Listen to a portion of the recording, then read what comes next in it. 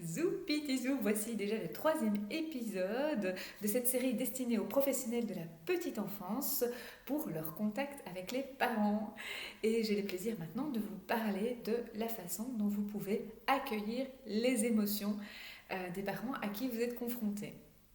Puisque ça peut arriver que vous ayez en face de vous des papas, des mamans, des grands-parents dont les émotions sont assez fortes, assez élevées.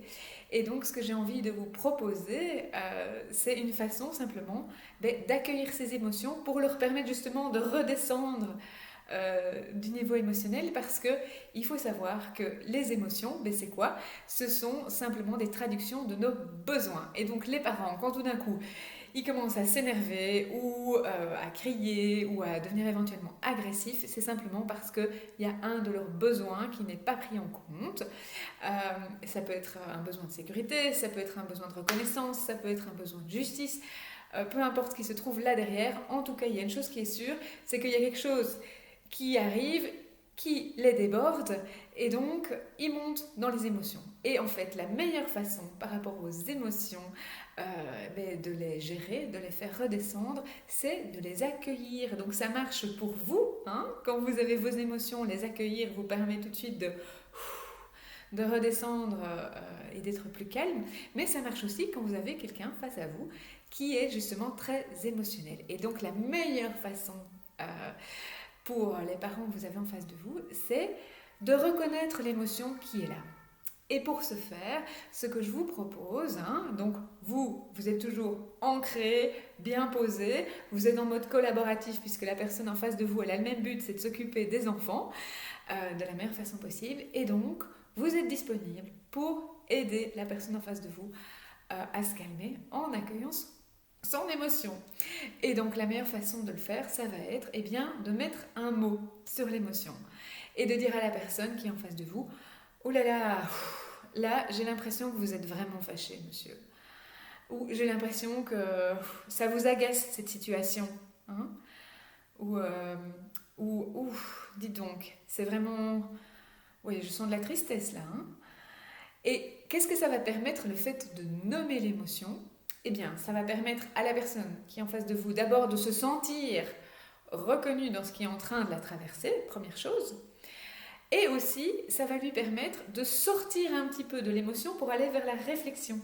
Parce que tout d'un coup, on va mettre un mot sur ce qu'elle est en train de faire et donc elle va devoir réfléchir pour se dire « Oui, mais attends, non, moi je ne suis pas agacée en fait. Je ne suis pas agacée, je suis contrariée. Ou je suis très fâchée. » Et donc le fait que vous tendiez une perche en parlant de ce qui les anime à ce moment-là va leur permettre finalement soit de vous expliquer ce qui est en train de se jouer, soit en tout d'un coup réfléchissant, de faire descendre le niveau d'émotion qui est en train de les traverser. Et donc ça va être vraiment la première étape de dire « Oh là là, il se passe quelque chose ici, et bien moi je reconnais cette émotion. » Et la meilleure façon de la reconnaître, c'est de mettre un nom dessus. Et alors, si vous n'êtes pas sûr, vous pouvez poser une question. « Oh là, ça vous met en colère cette situation ?» Et en fait, le fait de poser une question va permettre à la personne de répondre, de dire « Non, je ne suis pas en colère, je suis déçue. » En fait, je suis déçue par ce qui est arrivé. Ou bien au contraire, oui, je suis en colère, mais en fait, c'est pour autre chose. Ou bien j'étais énervée déjà en arrivant, peu importe. Mais ça ouvre une porte qui va permettre à la personne d'atterrir. Et vous créez aussi un dialogue par rapport à ça. Donc ça, c'est la première étape. Accueillir l'émotion. Et alors, on essaye de le faire de la façon la plus authentique possible. En restant nous-mêmes toujours alignés. Je vous rappelle, vous êtes la professionnelle, vous êtes celle qui reste alignée. Ça fait partie de votre travail. C'est pas le plus simple, mais c'est quelque chose qui va faire aussi que les parents pourront avoir confiance en vous. Puisque vous ne vous laissez pas justement démonter par tout ce qui est en train de se passer. Donc ça, c'est la première chose. On accueille l'émotion. Et alors, on se rappelle cette histoire qu'en dessous de l'émotion, il y a un besoin. Et alors, vous pouvez aussi jouer au détective par rapport à ce besoin. Donc, vous pouvez poser la question aux parents de savoir ce qui est en train de se passer. Et vous pouvez le faire de façon très concrète. Donc, vous pouvez dire, oula, vous avez l'air inquiet, vous êtes inquiet pour la sécurité de votre enfant, ou qu'est-ce qui vous inquiète? Vous pouvez poser la question et voir ce que la personne répond. Et donc le fait d'aller chercher en dessous de l'émotion le besoin qui est caché, et ben ça va vous permettre aussi de trouver des stratégies pour répondre à ces besoins. Donc imaginons que la personne est très inquiète parce qu'elle est inquiète pour la sécurité de son enfant et qu'elle voulait absolument que la sécurité soit assurée. Vous pouvez répondre par rapport à ce besoin de sécurité et dire, eh bien voilà, nous, ce qu'on met en place par rapport à la sécurité, c'est telle et telle et telle chose. Mais donc le fait de connaître le besoin en dessous de l'émotion, ça va vous permettre de pouvoir répondre de la façon la plus adéquate possible à ce qui est en train de se passer. Et il y a de grandes chances que si la personne qui est en face de vous a eu son émotion qui était accueillie et que tout d'un coup elle se rend compte que ses besoins sont pris en considération, même si elle n'a aucune idée de ce que c'est une émotion, même si elle n'a aucune idée de ce que c'est un besoin, même si elle ne s'était même pas rendue compte elle-même de ce qui se jouait, elle va se sentir accueillie, elle va se sentir comprise et vous allez faciliter 1000 fois la relation dès cette fois-là et aussi par la suite.